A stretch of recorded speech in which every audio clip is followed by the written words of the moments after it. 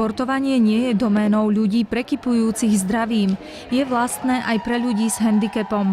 Myšlienka usporiadania olympiády vznikla pred 8 rokmi. Jedná sa o podujatie, ktoré kedysi začínalo, tak povediať, na Zelenej lúke.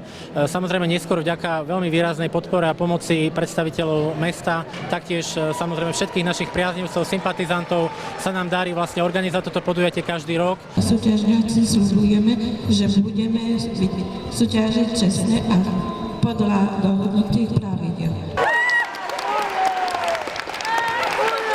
Výnimočné podujatie obohacuje všetkých športovcov, ktorí spoločne prežívajú radosť, šťastie a pocit hrdosti.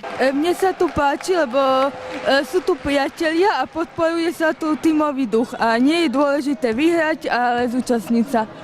Súťažili sme, prehľadali, behali sme tak, teraz to ideme tam.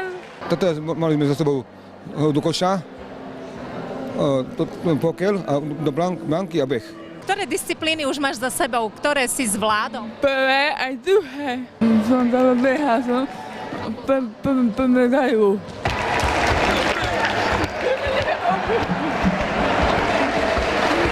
Ktorý šport ty obľúbuješ?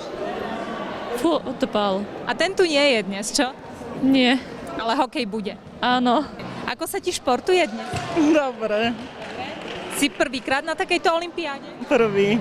Naši klienti, osoby s mentálnym postihnutím sú vlastne plnohodnotnými členmi vlastne ľudskej komunity, majú právo na sebarealizáciu, majú právo sa prejaviť, zašportovať si, zasúťažiť, spoznať sa s kamarátmi. Každoročne sa na túto mimoriadnu udalosť všetci klienti tešia. Tomu zodpovedá aj ich príprava. Nacišľali sme týždeň, boli sme síce unavení, ale aspoň sme si mysleli, že bude to ako fungovať, no neviem, ako to dopadne, snažili sme sa. Po zdolaní špeciálnych disciplín na súťažiacich čakali keramické medaily, Ktoré sme vlastnoručne vyrobili v našej keramickej chránenej dielni. úvodná ceremónia, nástup súťažiacich, zapálenie ohňa, aj atmosféra, ktorá vládla medzi jednotlivými disciplínami.